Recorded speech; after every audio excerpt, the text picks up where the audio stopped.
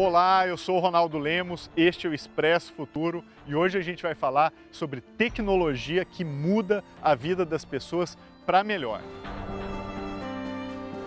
Eu acho que a pandemia ela mostrou de uma maneira mais ampla o quanto que soluções de tecnologia em saúde são importantes.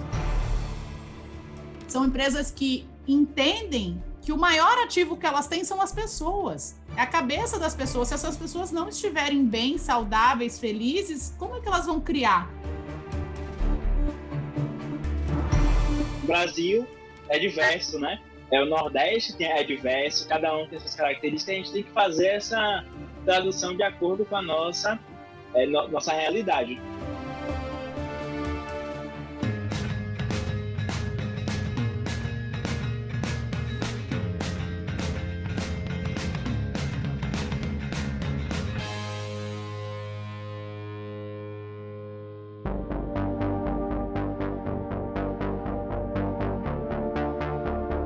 A gente tem visto que cada vez mais crescem as críticas contra a tecnologia, e com razão, porque afinal, tecnologia pode levar a coisas muito negativas, como por exemplo, desinformação, campanhas de fake news e até ao aumento da desigualdade. No entanto, tem vários projetos que usam a tecnologia de forma positiva, melhorando coisas como saúde, educação, inclusão social e muito mais. Neste episódio, eu selecionei vários casos que usam a tecnologia de forma muito positiva. Eu gosto sempre de dizer, tecnologia gera desafios e oportunidades. Se a gente não trabalhar bem no Brasil, a gente vai ficar só com os desafios. E neste episódio, eu quero mostrar também as oportunidades. Vem comigo! Um dos temas mais importantes do mundo contemporâneo é a questão da saúde mental. Com tanta pressão trazida pela pandemia, mas também pela conectividade, pelo home office, pela quantidade de informação, as pessoas têm sim problemas para gerir a sua saúde mental. E esse tema é até muito negligenciado. Se você enfrenta questões nesse sentido, saiba que você não está sozinho. O importante é a gente pensar em caminhos para poder amparar as pessoas, para elas conseguirem lidar com essa pressão que a saúde mental nos coloca nesse mundo de alta conectividade.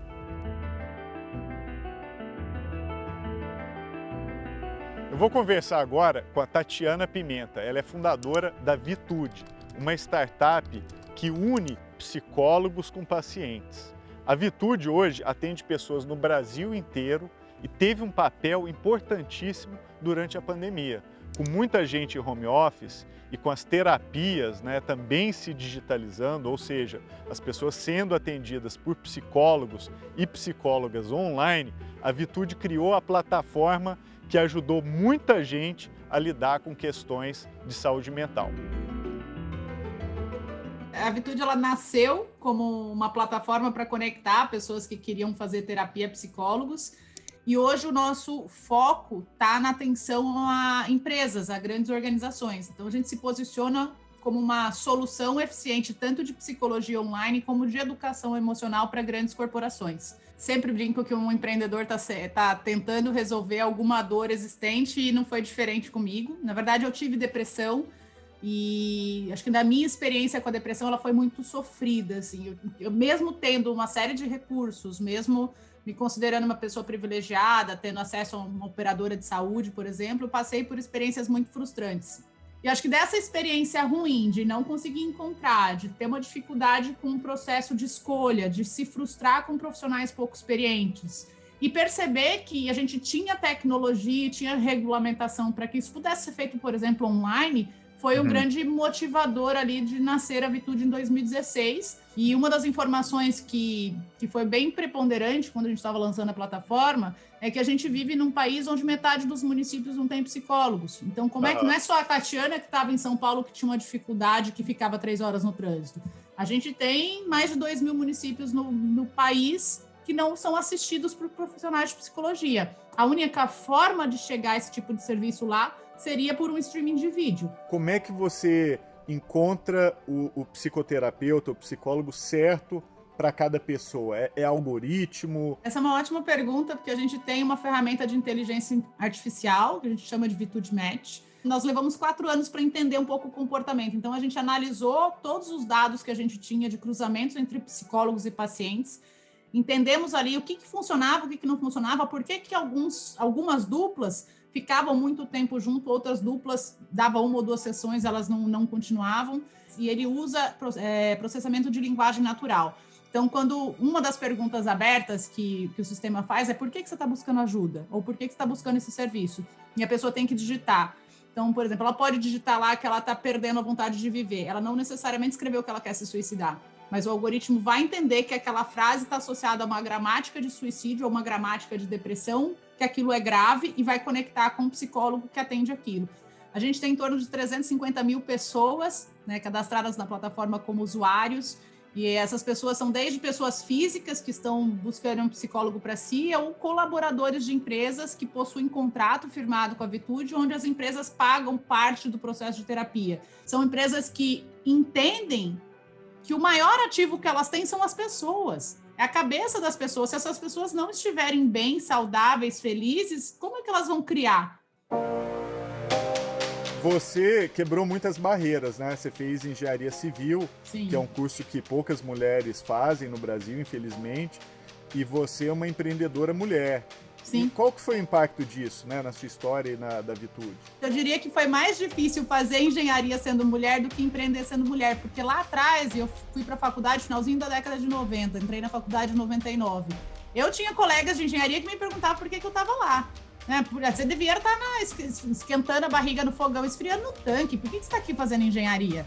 E o mercado profissional, para mim, não foi fácil também. Porque eu entrei em empresas onde raramente eu via mulheres. Eu nunca tive uma líder mulher em 15 anos de carreira. Meus chefes, meus líderes, meus gestores sempre foram homens. Então, assim, é quase nada de mulher. Então, você tem que aprender o tempo inteiro a se colocar, a saber se impor, a não ficar brava com uma piadinha, a saber sair, né, com elegância de alguns tipos de brincadeira que hoje em dia a gente fala de assédio, mas há 10, 15 anos atrás era mimimi. Né? Se você fosse reclamar de alguma coisa, lá vem ela reclamar. Então, eu acho que para mim foi muito... Sempre teve uma coisa de eu vou mostrar pelo resultado que eu sou competente, que eu mereço estar aqui. Quando é que você percebeu que a Vitude deu certo? Olha, Ronaldo, acho que tiveram vários pontos marcantes, mas para mim foi um momento super emocionante e assim, uma certeza de que tinha mais gente no barco. Foi quando a Redpoint investiu na rodada Seed. Poucas mulheres conseguem levantar investimento, isso é uma realidade, e muito poucas empresas acreditavam que terapia online era algo que daria certo. Eu venho de uma história de, sei lá, antes deles investirem na gente, sei lá, mais de 300 nãos. Isso aí não vai funcionar, você está perdendo seu tempo, isso não dá certo, as pessoas não acreditam, nenhum psicólogo vai topar atender online. Então, eu ouvi muito não nessa jornada. Quando alguém olha e fala assim, sim, estou com vocês e a gente está junto, eu falei, acho que agora vai dar certo. Tem uma área que a tecnologia revoluciona com toda certeza, que é a área da saúde. A gente tem visto no Brasil hoje o surgimento de várias health techs, empresas que usam a tecnologia para transformar completamente a relação entre médicos e pacientes.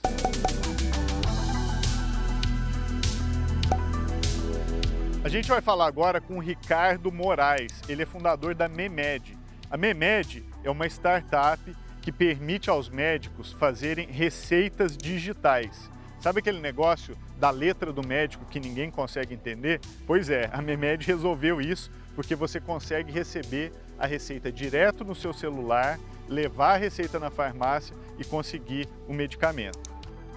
A gente tem um hábito muito comum de pegar e ir no médico, receber uma receita em papel manuscrita e ir até uma farmácia e comprar. Todos nós já passamos por isso em algum momento.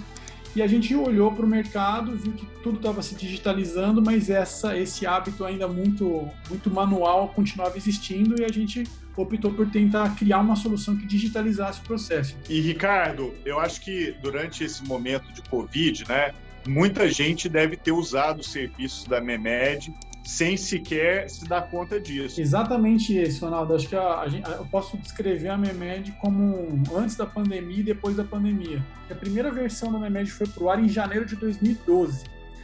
De janeiro de 2012 até março de 2020, que foi o começo da pandemia, nenhuma farmácia no Brasil tinha aceitado nenhuma receita digital da Memed até então. Então, para você ter uma ideia do quão forte a pandemia de fato foi. Em questão de 3 meses, de março ali, abril, maio, junho, a gente saiu de 0 farmácias aceitando as nossas receitas para mais de 30 mil farmácias, que representam aí quase metade do número de farmácias do país. Então, foi uma adoção muito rápida, catapultada por conta da pandemia e acelerada também pelo fato de que os médicos estavam tendo que atender todos de maneira remota e não tem como você atender remotamente e não prescrever remotamente. E, Ricardo, quando eu fui para a China e fiz o Expresso Futuro lá, eu fiquei muito chocado com o quanto a China está avançada em serviços de saúde digitais. O Brasil, até pouco tempo, estava na idade da pedra, né?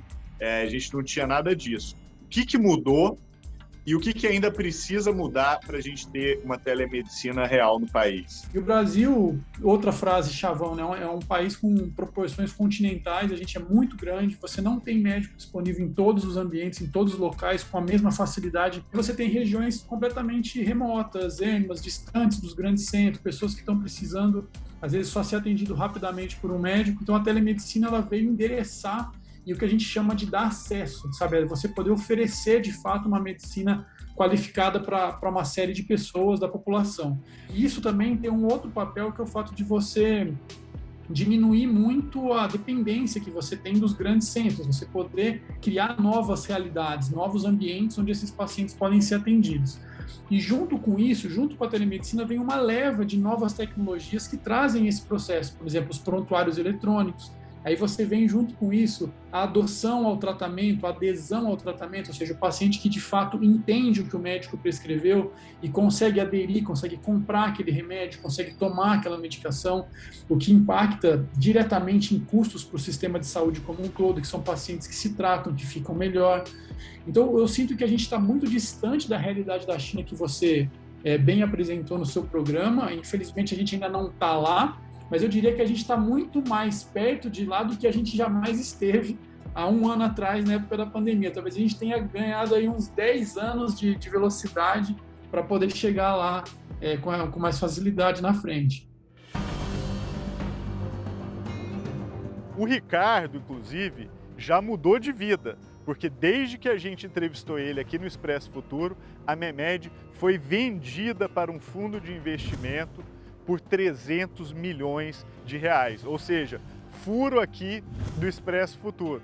E esse fundo que adquiriu a Memed é um dos fundos que mais investem em health techs no Brasil, é a DNA Capital. Até o Ricardo vai sair da administração da empresa e agora vai ficar no conselho e a empresa vai ganhar uma outra dimensão, ou seja, a Memed vai fazer cada vez mais parte da minha, da sua e das nossas vidas. A gente provavelmente vai muito ouvir ainda falar dela.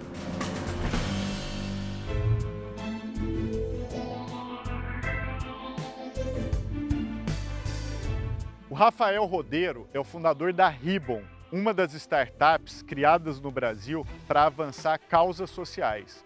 O que a Ribbon faz é permitir com que qualquer pessoa ou empresa possa criar um sistema de doações, inclusive usando tecnologia, facilitando apoiar temas e causas que são importantes para a sociedade. Vamos falar com ele. Cara, a gente acredita que a cultura de doação pode ser incentivada. O altruísmo pode ser incentivado. E é isso que a Ribbon é. A Ribbon é uma plataforma que aumenta a cultura de doação nas pessoas, né? A gente faz isso muito pelo exemplo e incentivando que as pessoas façam isso de uma forma muito fácil e rotineira. Você acha que o brasileiro, as brasileiras, têm essa cultura de doar, como, por exemplo, a gente vê em outros países? Não tem. Então, a cultura brasileira ela é baixa de doar, né? Tem um ranking bem claro que é o World Giving Index, é o ranking mundial de doações, né? E o Brasil já são 120 países, o Brasil está figurando na média nos últimos 10 anos, aí na posição 70, 71 ali, já figurou na posição 110, isso recentemente. Então, por definição, o Brasil é um povo que abraça os outros, mas doação para caridade mesmo. Tem outros países muito melhores que a gente. Mais da metade dos doadores mensais da Ribbon, a gente tem por volta de 30 mil mensais, nunca tinham doado para caridade antes. Não é nem que não tinham hábito de doar, eles nunca tinham doado para caridade antes, e eles doam em média ali 1 ou 2 vezes por semana. Então, a gente entendeu que são os millennials, a geração Z, são 2 das gerações mais altruístas que a gente tem, focadas em propósito, mas a forma que a caridade é feita hoje em dia não está na rotina deles. E é por isso que a gente decidiu criar a Ribbon. Nós somos 3 fundadores apaixonados por esse problema, né? Colocar a doação na rotina das pessoas. Rafael, quando é que você sentiu que esse esforço todo estava dando certo? Foi só em 2018. Em janeiro de 2018, a gente quase faliu, a gente quase quebrou a empresa. A gente quase fechou as portas mesmo, o dinheiro estava acabando, a gente teve que demitir o nosso único funcionário, o único desenvolvedor que estava trabalhando com a gente. Aí a gente falou, não, vamos continuar aqui até que em março a gente conseguiu lançar a plataforma para a Apple, e aí deu um boom de downloads. E a gente liberou o marketing, assim, daí a gente saiu assim, de algumas centenas de downloads para mais de 7 mil usuários ativos, 10 mil usuários ativos. E aqui no Expresso Futuro, né, a gente quer saber também sobre o futuro imediato de quem a gente conversa. Qual que são os próximos passos da Ribbon? Tem um próximo passo ousado, eu diria. A Ribbon, a gente não pode manter ela só no Brasil. Acho que a gente tem a vontade e um dever de expandir para fora, né? E se a gente for pensar na plataforma de doação do futuro, ela é descentralizada, ela é mundial, ela é aberta, ela é open source. Então, a gente está saindo de uma startup, de uma empresa, né, de uma plataforma centralizada para uma plataforma descentralizada em cripto, em blockchain mesmo. Não só, sabe aquela questão das doações serem transparentes, etc? Cara, isso é o básico. Além disso, a gente vai conseguir reduzir taxas de doações mundiais, vai conseguir trazer, principalmente, escala, crescimento muito mais rápido. O código é open source, então vai facilitar muito e expandir muito rápido as nossas integrações, que é o nosso principal canal de crescimento hoje em dia, né? Pra você ter ideia, a gente faz integrações até com jogos, assim. Imagina, a cada vez que você passa de nível num jogo, você pode doar um dia de água potável para uma pessoa, de graça, cada vez que você passa de nível no jogo. Isso já funciona, já existe. Não, Rafa, mas eu não jogo videogame, tá? Imagina cada vez que você bate o ponto, quando você vai começar a trabalhar. Enfim, então a nossa principal canal de crescimento é por integrações. Com blockchain a gente consegue ter uma alavanca assim, mundial para as integrações mundiais e ter tudo baseado na confiança de que elas estão acontecendo, né?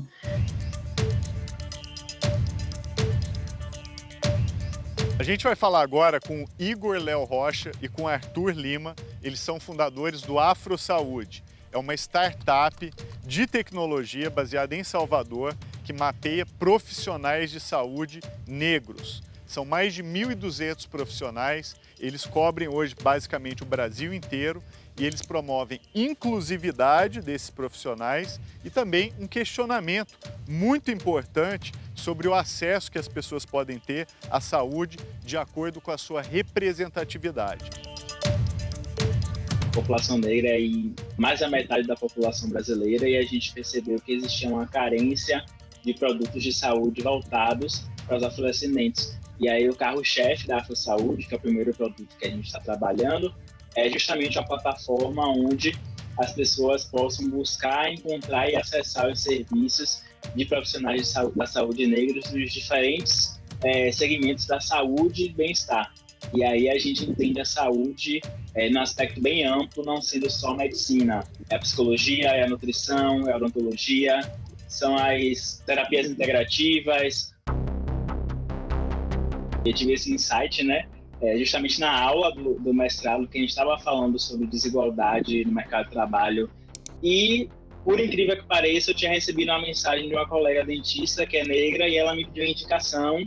E aí ela veio me dizendo que uma paciente dela sofreu preconceito no atendimento e ela queria alguém parecido com ela para fazer o tratamento de canal. E isso também foi um fator importante, porque a gente percebeu aí como esse racismo ele afeta diretamente os pacientes, né? Que buscam, às vezes pagam por um serviço e ainda sofrem preconceito nos serviços. A ginecologia é uma demanda e a obstetrícia é uma demanda muito forte, porque as mulheres negras são as maiores vítimas de violência obstétrica. Tem a questão da saúde mental e tem um viés do profissional, né? Qual é a presença que esse profissional que é negro tem no mercado de trabalho? Muitos relatos, por exemplo, de pessoas que procuraram um psicólogo para falar sobre o racismo que sofreu, e o psicólogo não negro precisou primeiro validar que esse paciente realmente sofreu racismo para, a partir daí, pensar o que fazer numa terapia. Então, quando o profissional é negro, por exemplo, ele já subentende-se que ele já tenha passado por isso, já sabe o que é isso, e a partir dali ele vai começar o tratamento. Quando é que houve a migração da ideia para a concretização, né? O que foi preciso para fazer isso? A população negra, de forma geral, ela já tem uma dificuldade de acesso a dinheiro, seja para crédito pessoal, seja para qualquer outra coisa. Ela já tem, historicamente, essa dificuldade, né? E foi essa dificuldade que nós encontramos lá no início, de iniciativas que pudessem nos impulsionar, e talvez se nós tivéssemos conseguido lá atrás, nós teríamos lançado, por exemplo, o MVP muito antes. Nós só conseguimos porque nós fizemos um projeto voltado à Covid, e a partir daí nós fizemos um financiamento coletivo, e aí conseguimos uma parte botar toda no projeto, mas a outra parte nós conseguimos viabilizar esse MVP. A gente não veio de herança, a gente não tinha um dinheiro reservado e decidiu tocar um negócio. Foi do zero. E isso faz a gente andar mais devagar. E os empreendedores negros, eles participam menos das rodadas de investimento. Então, como a gente teve, desde o início, suporte da Vale do Dendê, depois a Vale do Dendê com a Quintas, que foi nossa aceleradora de tecnologia, e depois o Google, tudo isso acabou sendo impulsionado. Então, foi muito da gente acreditar na possibilidade do negócio, para a gente agora ter um produto robusto, né? Mostrar que fatura, que dá lucro, que é algo sustentável, mas que também transforma vidas.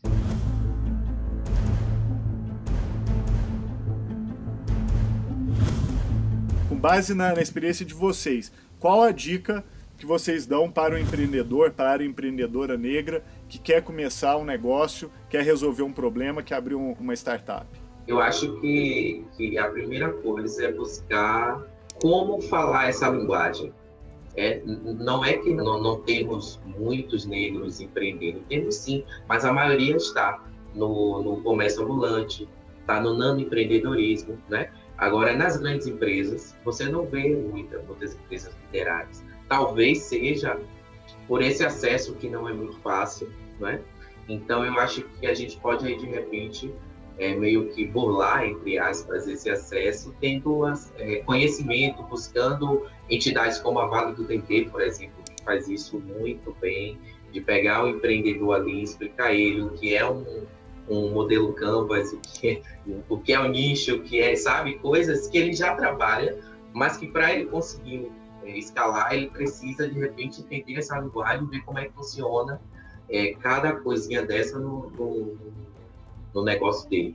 E mais que isso, se perceber como negro nesse espaço, perceber que muitas vezes você vai ser o único naquele espaço e que por isso você também precisa buscar conhecimento acerca do que é negritude, acerca do qual é o papel do negro no mercado, enfim, de empreendedorismo, por exemplo. Eu concordo com o que o Igor fala, né? Para tirar tudo isso do eixo Faria Lima, do eixo São Paulo, do eixo vamos copiar o Silicon Valley e fazer empreendedorismo. O Brasil é diverso, né? O Nordeste é diverso, cada um tem suas características, a gente tem que fazer essa tradução de acordo com a nossa realidade. Problemas é que não faltam, né? E nas comunidades, nós já temos aí vários negócios que surgiram da comunidade para a comunidade, e assim vão surgindo também outros negócios voltados para essas regiões, onde os serviços de forma geral não chegam, né? O Brasil é um país que precisa muito de inovação para promover o desenvolvimento.